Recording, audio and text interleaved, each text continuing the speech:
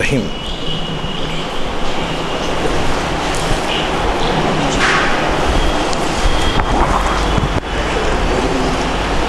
آج کی گفتگو کا جو عنوان منتخب کیا گیا ہے وہ مسجد خرطبہ ہے۔ مسجد خرطبہ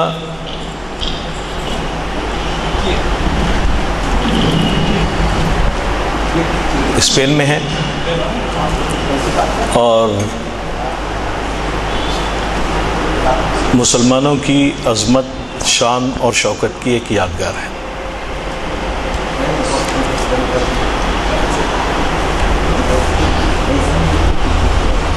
یہاں جس بات سے میں اپنی گفتگو شروع کرنا چاہتا ہوں وہ دراصل یہ ہے کہ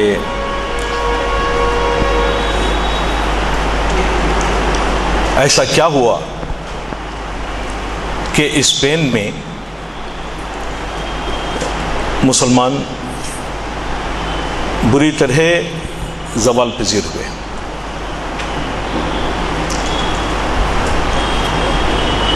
A.H. برنی نے تاریخ اسپین لکھی ہے جو 1969 میں شائع ہوئی۔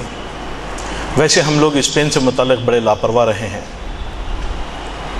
اس وقت تک میں نے بھی غالباً اسپین کے تعلق سے زیادہ جانکاری حاصل نہیں کی یا پڑھنے کی توفیق نہیں ہوئی جب تک کہ علامہ اقبال کی مسجد خرطبہ میرے ذہن میں نہیں آئی، میرے مطالعے میں نہ آئی۔ اسپین کی تاریخ پر تو ہم بعد میں کسی اور وقت بات کر سکتے ہیں، لیکن میں اس وقت آپ کے سامنے وہ کلیات رکھنا چاہتا ہوں جو مورخ نے بنائے ہیں کہ اس زوال کے اسباب سے کیا سبق ہم کو ملتا ہے۔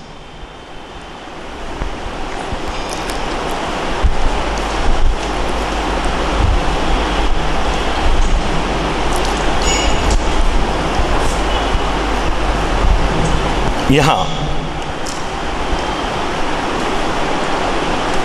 میں برنی صاحب کے ہی کتاب سے کچھ اقتباسات آپ کے سامنے رکھوں گا کہ مسلم حکمرانوں نے اسلام کی ہمگیر اصولوں کو مسجدوں اور خانقاہوں میں مقید کر کے رکھ دیا۔ قومیت اور نسلی برتری کے صنم نے نہ صرف ایک زبردست بادشاہت کو فنا کر دیا بلکہ عوام نے بھی ایسی کوئی کوشش نہیں کی جس سے ایک جگہ اکٹھا ہوا جا سکتا ہے۔ جو مرحوم بادشاہت کے کھنڈرات پر اپنی سلطنت کے قلعے تعمیر کیے ہوئے تھے، یہ وہ لوگ تھے جو کئی بادشاہوں کے ختم ہونے کے بعد، تباہی اور بربادی کے بعد، زوال کے بعد چھوٹے چھوٹے مقامات پر اپنے اپنے قلعے تعمیر کر لیے تھے۔ اس بات کی اہمیت اس لیے بھی ہے کہ اگر آپ ہندوستان کے نقشے پہ مسلمانوں کی شکست کے دور کی حالت زار کا آپ کو معلومات ہو تو پتہ چلے گا کہ یہاں بھی وہ چھوٹے چھوٹے قلعے موجود تھے۔ حالانکہ یہ اعتراف تاریخ نے بھی کر لیا ہے کہ ان چھوٹے چھوٹے راجاؤں نے، بادشاہوں نے کئی اس قدر طاقتور تھے کہ پورے اسپین کو پھر متحد کر سکتے تھے، لیکن اسلامی شعار سے بیزاری، غرور، تمکنت سے لبریزی، عیش و عشرت میں ڈوبے ہوئے قبائلی اور نسلی عصبیت کا شکار یہ حکمران اسلام اور مسلمان دونوں کے لیے آفت جان بن گئے۔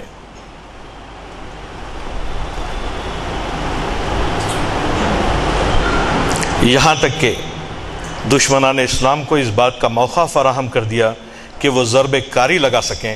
یہ سب کچھ اس لیے ہوا کہ اسلامی تہذیب کی نشو و نما اسپینی معاشرے میں نہ ہونے دی گئی، اس طرح یہ قانون بنا۔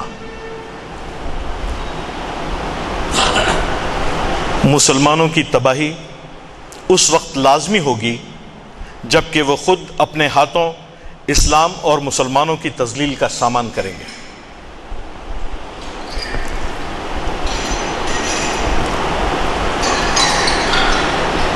آپ یہ بات سمجھ سکتے ہیں کہ ہم جس ماحول میں آج ہیں، کسی ایک کی بات ہم لوگ سننے کے لیے تیار نہیں ہیں، اور کوئی ایک رہبر، راستہ بتانے والا ہمارے سامنے موجود نہیں ہے جس کی آواز پہ موجودہ بے چینیوں کے دور میں آپ آواز ملا سکیں۔ ایک اور وجہ بھی ہے جو ہندوستان کی تاریخ سے اپنی مطابقت رکھتی ہے، وہ یہ ہے کہ اسلامی تہذیب میں، مورخ یہ کہتا ہے کہ اسلامی تہذیب میں اپنے اندر اتنی طاقت تھی اور اس میں اتنی کشش تھی کہ عوام الناس کو اپنا بنا لیتی۔ اس طرح اسلامی تہذیب ہی نہ صرف اسپین بلکہ مسلمانوں نے اسپین کی نجات دہندہ اور اتحاد اسپین کا سب سے بڑا ذریعہ بن جاتی۔ یہ اسلامی تہذیب کی کشش تھی کہ جس نے بڑے بڑے عہدوں پر مواحدین وغیرہ کو اسپین میں داخل کیا اور انہوں نے مسلمانوں کو بچانے کی پوری کوشش کی اور عیسائیوں کو شکست دینے کی کوشش کی، جس کو خود مسلمان بادشاہوں نے ہی ناکام بنا دیا۔ ایسی صورت میں جبکہ خود مسلمان اسلامی تہذیب سے بیزار ہوں تو مقامی باشندے اس تہذیب سے کیوں کر متاثر ہوتے؟ اس لیے انہوں نے بھی دل کھول کر اسلام اور مسلمانوں کا مذاق اڑایا، جس کا لازمی نتیجہ یہ ہوا کہ اہل غرناطہ نے دم واپسی مسلم ممالک کی طرف امدادی نظریں اٹھائیں۔ اس وقت ہندوستان میں مغلیہ سلطنت عروج پہ آ رہی تھی، اسی وقت سلطنت عثمانیہ ترکی کی حکومت بہت آگے بڑھ چکی تھی۔ عربوں میں بھی کچھ ایسی باتیں تھیں کہ وہ بھی چاہے تو امداد کر سکتے تھے، لیکن ایسا ہوا نہیں۔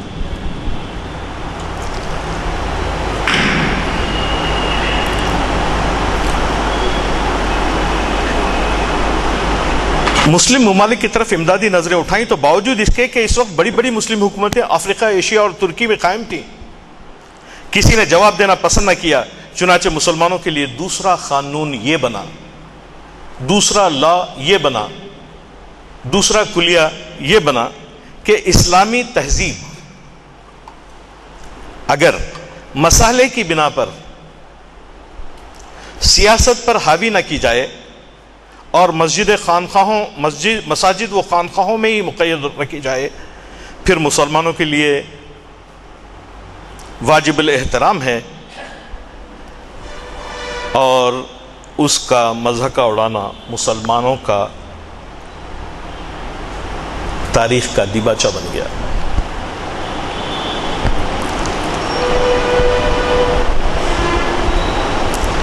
پھر دوسری بات یہاں یہ ہے کہ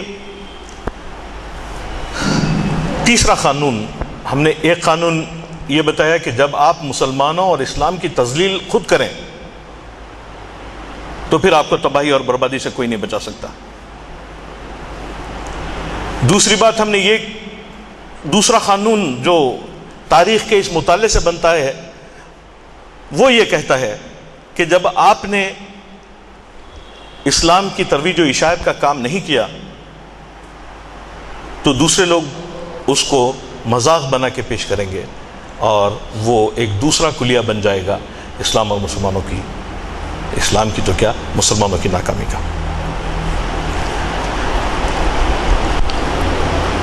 جو طوائف الملکی کا دور تھا، جو چاروں طرف عدم اتحاد کی، خود غرضی کی لعنت، عیش پسندی کی لعنت، غرور اور تکبر کی لعنت، جہاں بھی دولت مندی کا حصول ہوتا ہے وہاں یہ میکینکی طور پر خود بخود یہ سامنے آنا شروع ہوتی ہے۔ تو تیسرا کلیہ یہ بنا کہ مسلمانوں کو زندہ رہنے کے لیے اتحاد کی سخت ضرورت ہے۔ قومیت کا تصور ایک نسل یا ایک گروہ یا ایک طبقے کو یا ایک قوم کو تو زندہ رکھ سکتا ہے، لیکن مسلمانوں کے لیے یہ تصور زہر قاتل سے کم نہیں۔ مسلمانوں کی بقا کی ضمانت صرف عالمی اخوت میں مضمر ہے۔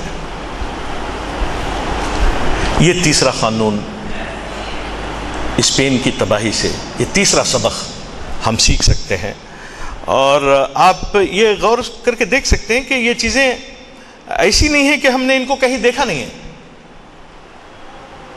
ہندوستان میں ہم دن رات دیکھتے ہیں اور بڑی بے حسی کی زندگی گزارتے ہیں۔ اسپین میں مسلمانوں کی تباہی تمام دنیا کے مسلمانوں کے لیے ایک جیتا جاگتا سبق تھی۔ مورخ یہ کہتا ہے جس کا حاصل اگر بنظر غیر دیکھا جائے تو یہی نکل سکتا ہے کہ صرف اسلام وہ زندہ جاوید طاقت ہے جو مسلمانوں کو آپس میں متحد رکھ سکتا ہے۔ جہاں تک مذہب کی تاریخ کے مطالعے کا تعلق ہے تو یہ بات صاف طور پر سامنے آ جاتی ہے کہ جن افراد، ممالک یا اقوام نے مذہب کو ذریعہ اتحاد بنایا وہ اس وقت تک زوال پذیر نہ ہوئی جب تک کہ مذہب ان کے درمیان سے نہ ہٹا لیا گیا۔ تاریخ اسلام کا یہ کلیہ، یہ قانون آج کی موجودہ مسلم حکومتوں کے لیے باعث تقلید ہے۔ اگر اس کی تقلید نہ کی گئی، آپ دیکھ سکتے ہیں اس وقت دنیا پہ نظر ڈال کے، تو کوئی شبہ نہیں کہ اس اسپین کے عبرتناک واقعات دوبارہ سہ اور ہزاروں بار دہراتے جائیں گے۔ کیا آپ کو نظر نہیں آتا؟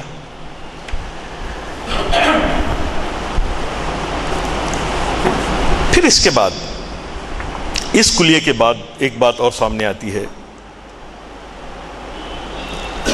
کہ اسپین نے جہاں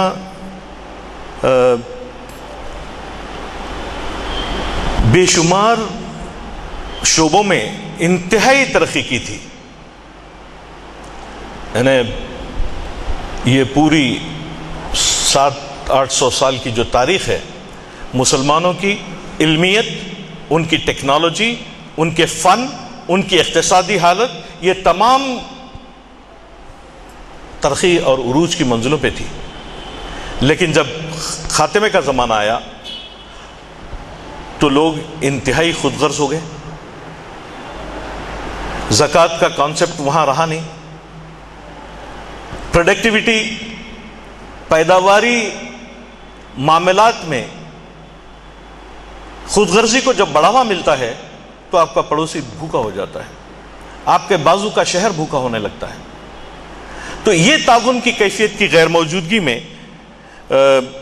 جو باتیں پیدا ہوئیں وہ اسپین کے زوال کے اسباب میں ہیں۔ اتحاد خود مسلمانوں کے ہاتھوں مسلمانوں کی تذلیل اور ذلت، گروہ، طبقات اور قوم کا اوپر آنا اور ملت اسلامیہ کو بحیثیت کلی اس کو چھوڑنے کی کوشش کرنا، یہ ایک وتیرہ بن گیا تھا۔ آج بھی یہ وتیرہ نظر آتا ہے، آج بھی یہ طریقہ کار، آج بھی یہ کیریکٹر ہم کو نظر آتا ہے کہ کہیں بھی ہم یہ کہنے کے قابل ہیں کہ ہماری زندگی کا مقصد کیا ہے، ہماری انفرادی زندگی کا مقصد کیا ہے اور ہماری اجتماعی زندگی کا مقصد کیا ہے۔ اگر ہم اس بات کو کہنے کے اگر قابل ہیں تو کوئی تعجب کی بات نہیں ہے کہ ہم صحیح راستے پر ہیں، لیکن سوال یہ ہے کہ کیا ہم ایسا کہنے کے قابل ہیں؟ دس از دا کوسچن۔ علامہ اقبال نے الجہاد فی الاسلام کے لیکچر میں ایک بات یہ کہی کہ شریعت اسلامی کو جن باتوں کا تحفظ مطلوب ہے آج جب آپ مسلم پرسنل لا سے متعلق باتیں سنتے ہیں، مجھے یقین ہے کہ بے شمار لوگ، جس میں میں بھی شامل ہوں، اگر آپ ان سے پوچھیں کہ مسلم پرسنل لا کیا ہوتا ہے تو شاید بڑی مشکل سے جواب دے پائیں۔ ہم تو جواب ہی نہیں دے پاتے اور غیر اس پہ گفتگو ہی فرما رہے ہیں۔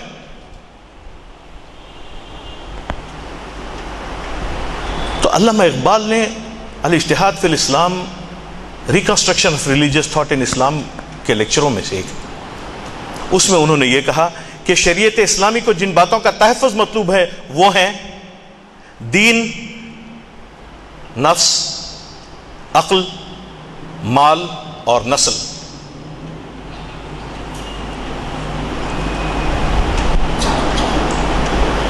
اگر ہم اسلام کے پیرو ہیں،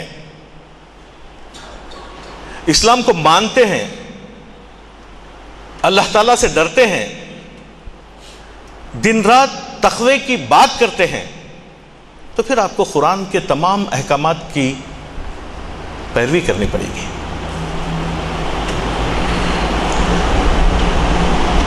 آپ دیکھیں کہ دین آپ کو کیا کرتا ہے، ایک منضبط طاقتور قوم بناتا ہے، ایک بہترین راستے پہ چلنے والی آنیسٹ، انصاف پسند قوم کی طرح آپ ابھرتے ہیں۔ ایسی قوم کی طرح آپ ابھرتے ہیں کہ آپ ظالم نہیں بن سکتے، آپ کو عدل و احسان سے کام لینا پڑے گا، آپ کو محنت اور جدوجہد کرنی پڑے گی، لیس للانسان الا ما سعی کی تفسیر میں۔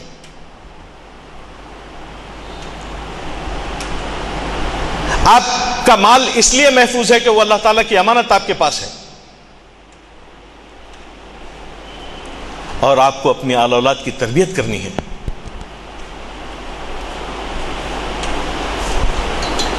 یہ ہے شریعت اسلامی کا بنیادی نظریہ۔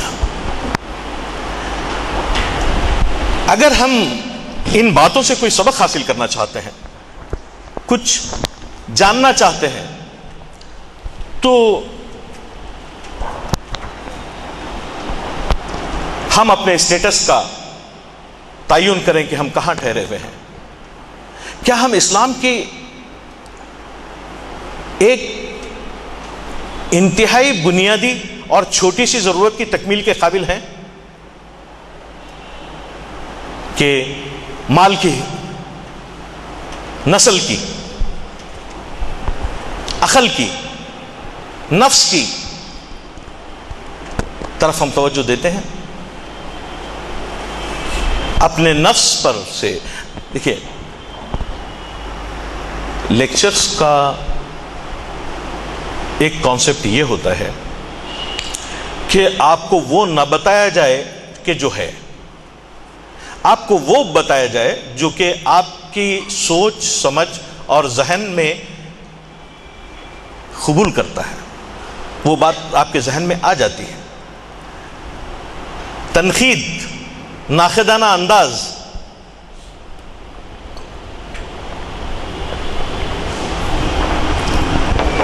ہم سے کوسوں دور ہے۔ ہم اپنے آپ کو ہم اپنے آپ کے کرٹیک نہیں بن سکتے۔ ہمارا سماج کسی کرٹیک کو ایکسپٹ کرنے کے قابل نہیں ہے۔ نہ ایسے جیالے موجود ہیں جو نیچرل سائنس، سوشل سائنس اور پولیٹیکل سائنس اور مختلف قسم کے علوم کے ماہرین ہوں اور سامنے آ کے ٹھہریں، کرائسس کے زمانے میں مسلمانوں کی رہنمائی کریں۔ لیکن کرائسس کے زمانے میں چھوٹے چھوٹے بادشاہ ابھر آتے ہیں، وہ اپنی جان بچانے کے لیے مسلمانوں کی جان کو قربان کر دیتے ہیں، اور پھر وہ بڑے لوگ جو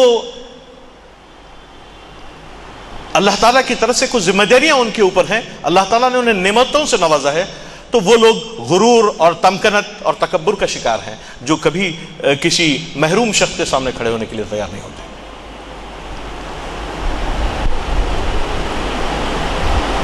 یہ وہ اسباق ہیں جو ہم کو اسپین کی تاریخ سے ملتے ہیں۔ اب سوال ماسک آف کورڈوبا کا ہے مسجد خرطبہ کا ہے۔ 1931 اور 32 میں اقبال وہاں گئے، جبکہ 1000 سال سے وہاں اذان نہیں ہوئی تھی اس مسجد میں۔ انہوں نے وہاں اذان دی، وہاں نماز انہوں نے پڑھی، لیکن ایک دھڑکتے ہوئے تڑپتے ہوئے حرکیاتی قلب کی طرح وہ اس بات کو سمجھنے کے لیے تیار ہی نہیں تھے کہ ایسا کیسے ہو گیا، ایسا کیوں ہوا۔ ایک قوم اپنی تاریخ، اپنی عزت نفس، اپنی مال و دولت اور اپنی نسلوں کی قربانی کیسے دے سکتی ہے، جس کا نتیجہ زیرو نکلنے والا تھا۔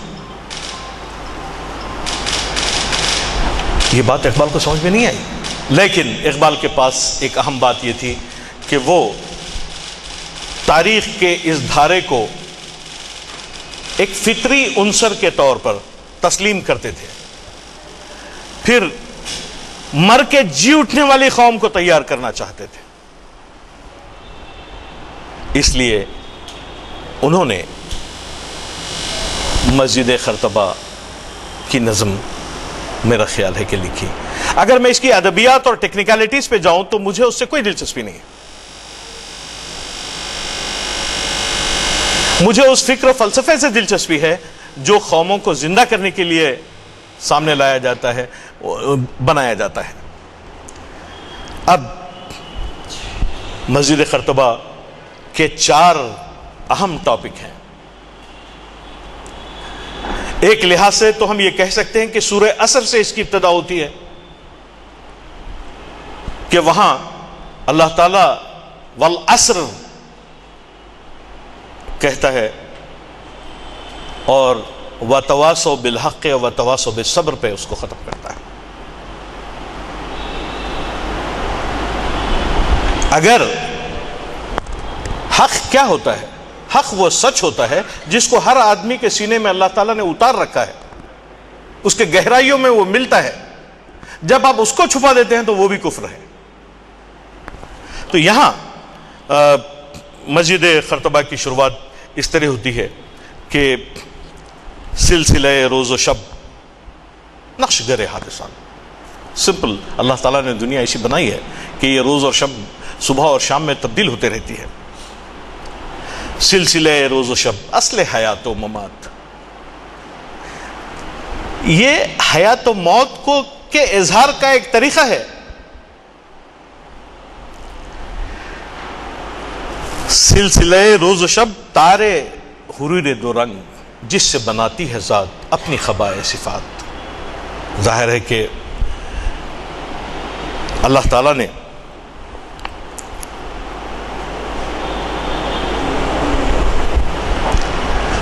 جو خصوصیات آدم کو فراہم کی تھیں، آدم کی اولاد کو فراہم کی تھی، وہ یہ ہے کہ وہ اپنی ذات کی حقیقت کو پہچانے اور سلسلے روز و شب کے جو کرشمات ہیں ان سے خوف نہ کھائیں، بلکہ اس کو ایک موتی کی لڑیوں میں پروئی ہوئی شخصیت سمجھیں یا ایلیمنٹ سمجھیں اور اس کو اسی طریقے سے لیں اور کبھی زندگی سے اور دوسرے مسائل سے مایوس نہ ہوں۔ یہ اقبال کا کانسیپٹ۔ اور وہ جب وہ یہ کہتے ہیں کہ سلسلہ روز و شب ساز ازل کی فغاں، جس سے دکھاتی ہے ذات زیر و بم ممکنات، یہ جو سلسلہ روز و شب ہے وہ اس بات کا مقصود ہے کہ امکانات کی جو سطح ہے اور امکانات کی جو حرکیاتی کیفیت ہے اس کو ہم غور سے دیکھیں، کیونکہ اس لیے علامہ جب یہ کہتے ہیں کہ جہاں میں اہل ایمان صورت خورشید جیتے ہیں، ادھر ڈوبے ادھر نکلے، ادھر ڈوبے ادھر نکلے۔ لیکن سلسلہ روز و شب کا ایک کارنامہ اور بھی ہے، وہ یہ کہتا ہے کہ تجھ کو پرکھتا ہے یہ، مجھ کو پرکھتا ہے یہ۔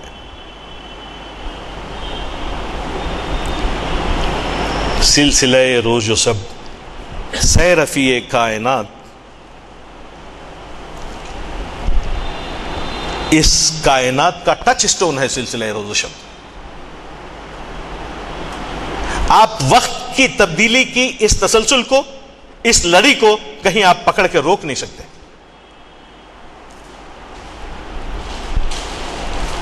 تو ہوا اگر کم عیار، میں ہوں اگر کم عیار، موت ہے تیری برات، موت ہے میری برات.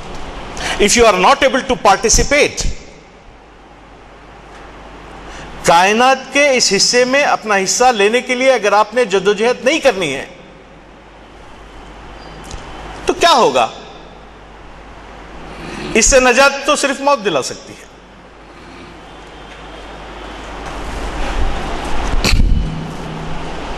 پھر اسی سلسلے روز شب کے لیے کہتے ہیں کہ تیرے شب و روز کی اور حقیقت ہے کیا، ایک زمانے کی رو جس میں نہ دن ہے نہ رات. ٹائم کے لیے دن اور رات کی کوئی حیثیت نہیں ہوتی. الوقت کالسیف، صرف اتنا ہوتا ہے، الوقت کالسیف ان لم تقطعہ خطاک، کہ وقت ایسی دودھاری تلوار ہے جس کو تو استعمال نہیں کرے گا تو دوسرے کاٹ کے رکھ دے گا. پھر اس سے نتیجہ کیا نکلتا ہے؟ آنی و فانی تمام معجزہائے ہنر، جو پیدا ہوتا ہے، جو فنا ہو جاتا ہے، اور جو اپنی ہنرمندی کے معجزے ہاتھ میں لے کے پھرتا ہے، یہ سب کیا ہے؟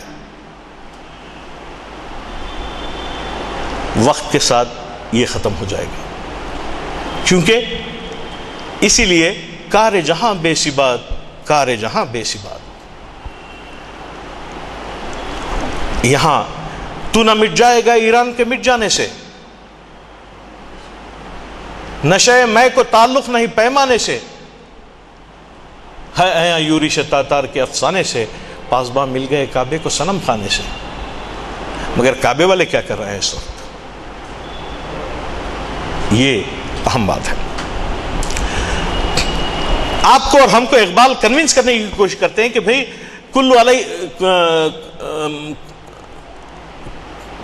کل من علیہا فان وَيَبْقَى وَجْهُ رَبِّكَ ذُو الْجَلَالِ وَالْإِكْرَامِ. Nothing to worry about. Spain کے گر جانے سے آپ کو کوئی پرابلم نہیں ہے، لیکن وہ جو قوانین آپ کو بتائے گئے ہیں ان کے ٹوٹنے سے پرابلم ہے. اول و آخر فنا، باطن و ظاہر فنا، نقش کہن ہو کے نو، منزل آخر فنا.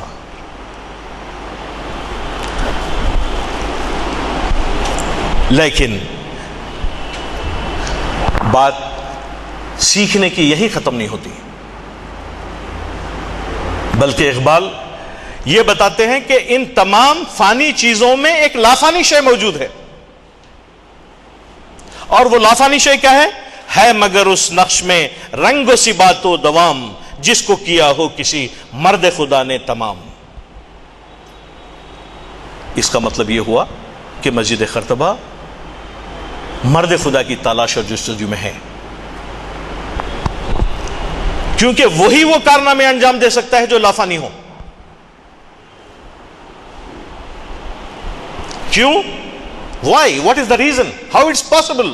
ایک آدمی جو اپنے کردار اور عمل سے سامنے آتا ہے اور لافانی نقوش چھوڑ کے نکل جاتا ہے، ایسے کیسا ممکن ہے؟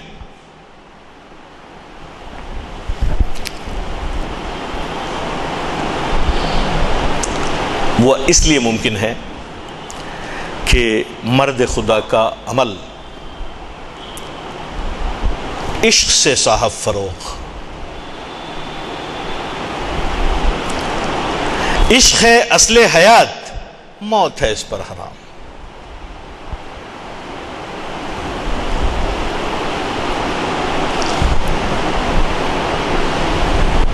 علامہ اقبال کو اللہ تعالیٰ نے جو خصوصیات عطا کی تھی، وہ اس ایک آدمی کی تلاش، یہی نہیں بلکہ مولانا روم بھی جو ہے قدام و دد ملولم، وہ انسان مارزوست، وہ بھی ایک ایسے آدمی کی تلاش میں تھے جو رستم داستانیم اور حضرت علی کے کردار کا حامل ہو.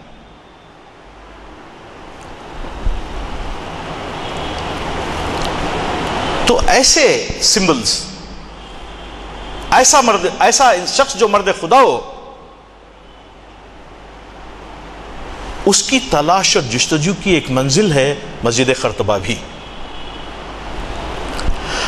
تند بک سیر ہے گرچہ زمانے کے رو، عشق خود ایک سیل ہے سیل کو لیتا ہے تھام.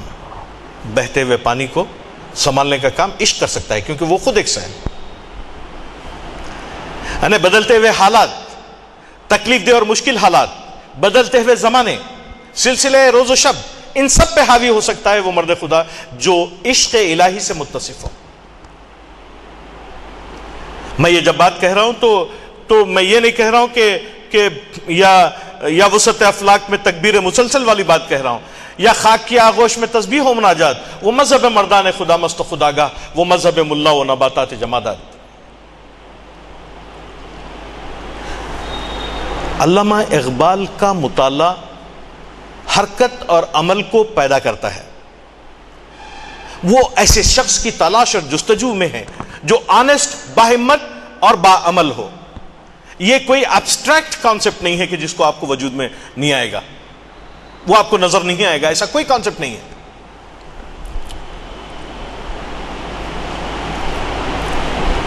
اس لیے اقبال یہ کہتے ہیں کہ عشق معمولی چیز نہیں ہے. عشق معمولی چیز نہیں ہے.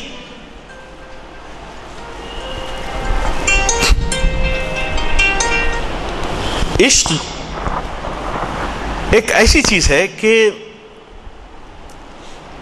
it encompasses present and goes beyond the current and existing. عشق خود وقت کی طرح ایک تسلسل کا نام ہے. آپ دیکھیے حضور نبی کریم صلی اللہ علیہ وسلم کے عشق کے طفیل میں 1400 سال سے وہ عشق کبھی کہیں تھما ہے، کہیں رکا ہے. عشق کی تخویم میں عصر رواں کے سوا اور زمانے بھی ہیں جن کے نہیں کوئی نام. عشق کو قائم کرنے میں، عشق کو بنانے میں، عشق کی کوالٹیز کو پیدا کرنے میں آج کے ہی دور کی بات نہیں، خلفائے راشدین کے دور کی ہی بات نہیں ہے، بلکہ ایسے بے شمار زمانے ہیں جن کو اللہ تعالیٰ ہی جانتا ہے جو اس عشق کے تسلسل کو قائم رکھتے ہیں. کیوں؟ عشق دم جبرائیل. ہم جس عشق کی بات کر رہے ہیں وہ اس عشق کا ڈیفینیشن یہ ہے کہ عشق دم جبرائیل، عشق دل مصطفیٰ، عشق خدا کا رسول، عشق خدا کا کلام. قرآن مجید کلام اللہ. یہ بات غور کرنے کے قابل ہے. آپ سب لوگ اس پہ غور کریں. میرا جو خیال ہے وہ یہ ہے کہ ہم جب یہاں گفتگو کریں تو اس کو قابلیت اور صلاحیت کی گفتگو سمجھنے کا دور صحیح نہیں ہے. اس کو غور و فکر کی گفتگو سمجھنا چاہیے، اس میں تصحیح اور اضافہ کرنا چاہیے اور اپنے گھروں میں اس کو لاگو کرنا چاہیے تاکہ دین، نفس، عقل، مال اور نسل کی حفاظت ہو سکے.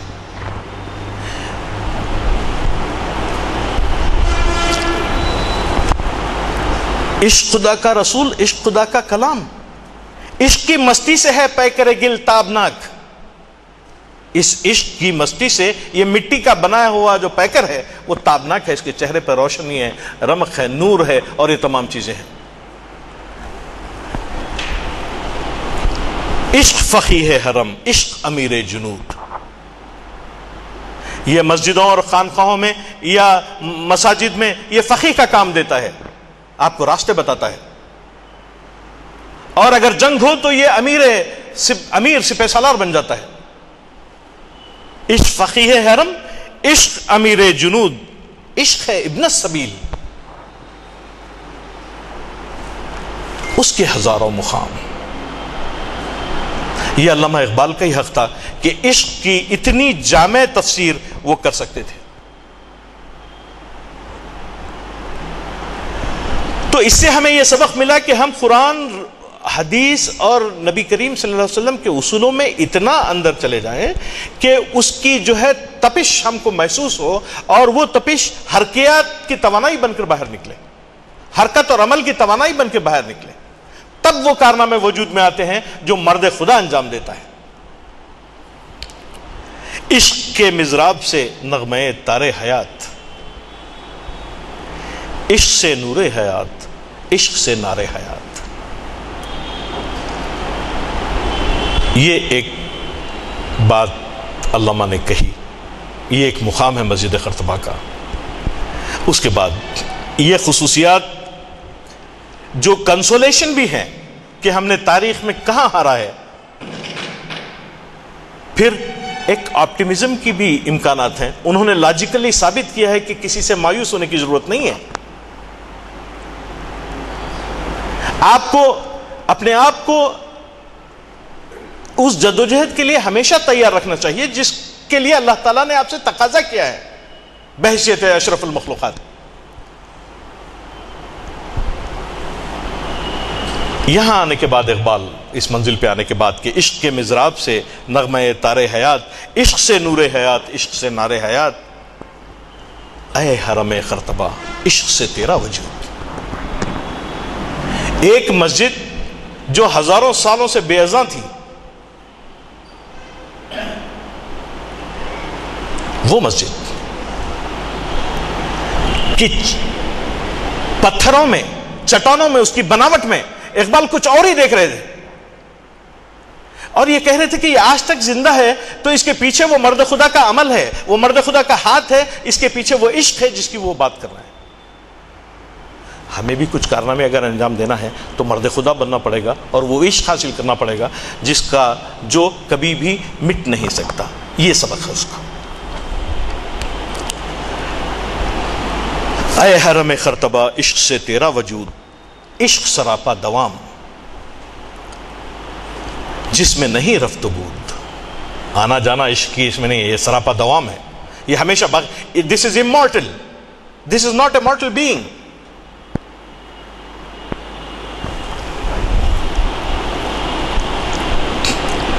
اس لیے کیا ہوتا ہے؟ جواب علامہ کے پاس یہ ہے کہ رنگ ہو یا خشت و سنگ، چنگ ہو یا حرف صوت،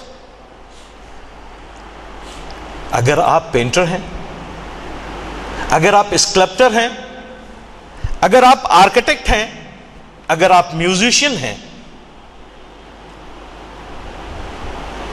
کوئی تعجب کی بات نہیں، لیکن معجزہ فن کی ہے خون جگر سے نمود۔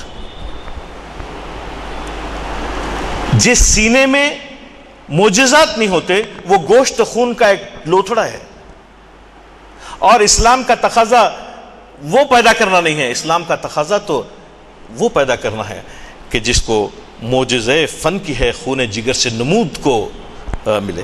خطرہ خون جگر سل کو بناتا ہے دل، ایک گوشت کے معمولی سے لوتھڑے کو ایک خطرہ خون دل بنا دیتا ہے۔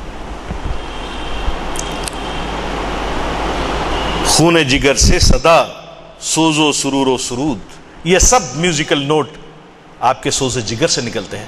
اگر اللہ تعالیٰ نے آپ کے دل میں وہ درد مندی، وہ کیفیت دی ہے تو یہ ممکن ہے۔ پھر مسجد قرطبہ کو ڈائریکٹ مخاطب کر کے کہتے ہیں، تیری فضا دل فروز میری نواسی نسوز۔ تجھے دیکھتا ہوں تو میرے دل کھل جاتا ہے، لیکن جب میں اپنی آواز نکالتا ہوں تو ایک غمناک کیفیت نکلنے لگتی ہے اس کے اندر سے۔ تجھ سے دلوں کا حضور، تیری جن لوگوں نے تجھے بنایا ہے انہوں نے اتنی محنت پیچھے تیرے کی ہے، اتنے عشق کے ساتھ، اتنی ایمان کے ساتھ یہ جدوجہد کی ہے کہ اس کے بعد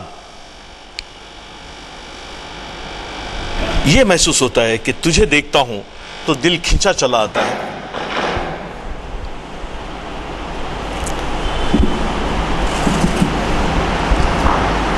پھر اس کے بعد علامہ یہ کہتے ہیں، کہ عرش مولا سے کم سینہ آدم نہیں. وہاں جہاں جبریل کے پر جل جاتے ہیں، اس لیول کا دل ہے اس نسل انسانی کا، اس آدم کی اولاد کا، کہ عرش مولا سے کم سینہ آدم نہیں. ہمارے لیے زندہ رہنے کا مقام ہے یا ڈوب مرنے کا مقام ہے؟ کیا واقعتاً عرش مولا ہمارے قلب میں موجود ہے؟ کیا ہمارا قلب عرش مولا کی برابری کر سکتا ہے؟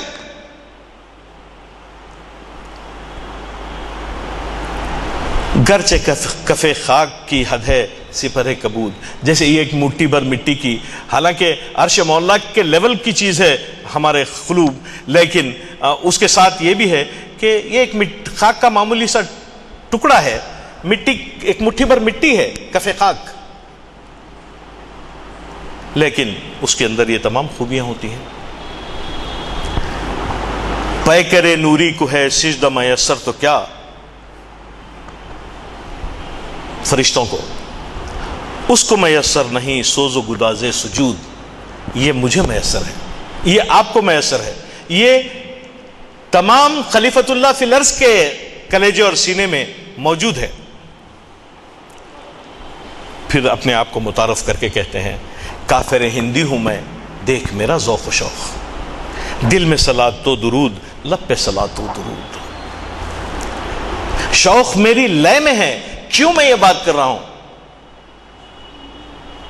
اس لیے کر رہا ہوں میں یہ بات کہ شوق میری لے میں ہے، شوق میری نئے میں ہے، نغمے اللہ میری رگو پے میں ہے. تیرا جلال و جمال مرد خدا کی دلیل، یعنی اگر کسی مرد خدا کو دیکھنا ہے تو تیرے جلال اور جمال کو دیکھ لیا جائے. مطلب یہ کہ جس سخت کوشی سے اس تہذیب کی ترقی ہوئی تھی، ارتقاء پذیر وہ تہذیب ہوئی تھی، اس سے یہ ظاہر ہوتا ہے کہ جلال اور جمال کی کیفیت وہاں موجود ہے. وہ بھی جلیل و جمیل، تو بھی جلیل و جمیل، تیری بنا پائیدار، تیرے ستون بے شمار. آپ مسجد کی طرف جائیں گے تو صاحب تو جا چکے ہیں، واقعتاً تیرے ستون بے شمار، تیرا مینارہ بلند جلوہ گہے جبرائیل، یعنی اتنا بلند مینار. وہ اس مسجد کی خصوصیات وہ بتا رہے ہیں یہاں. تو یہ بات جو ہے صاحب مجھے ختم کرنا ہے.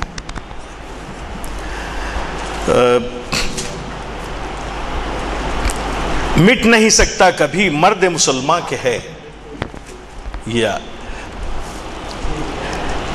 بالکل تیری طرح، تیرے در و بام پر وادی ایمن کا نور، تیرا مینارہ بلند جلوہ گہے جبرائیل، مٹ نہیں سکتا کبھی مرد مسلمان کے ہے. ابھی اقبال کا جو آپٹیمزم ہے اس کی آپ غور کر کے دیکھیں گے. اس کی اذانوں سے فاش سر کلیم و خلیل، موسیٰ اور ابراہیم کا جو سیکرٹ ہے وہ اس کی اذانوں میں آج بھی جھلکتا ہے. قابل غور بات ہے. اس کی زمین بے حدود، اس کا افق بے سغور، اس کے سمندر کی موج دجلہ و دینو و نیل. یہاں سے نکالا گیا تو کچھ نہیں ہوگا اس کو. کیوں؟ ساری کائنات کو اللہ تعالیٰ نے انسانوں کے لیے بنایا ہے، خلیفۃ اللہ فی الارض کے لیے بنایا ہے. اس کے زمانے عجیب، اس کے فسانے غریب، عہد کہن کو دیا اس نے پیام رحیل. عہد کہن اپنی تمام تر شکست سامانیوں کے ساتھ جا چکا، ریلت کر چکا. اذان کتنے بجے ہے صاحب؟ تو ہم اس کو پھر کبھی کنٹینیو کریں گے انشاءاللہ، لیکن میں اس کو یہاں روکتا ہوں کہ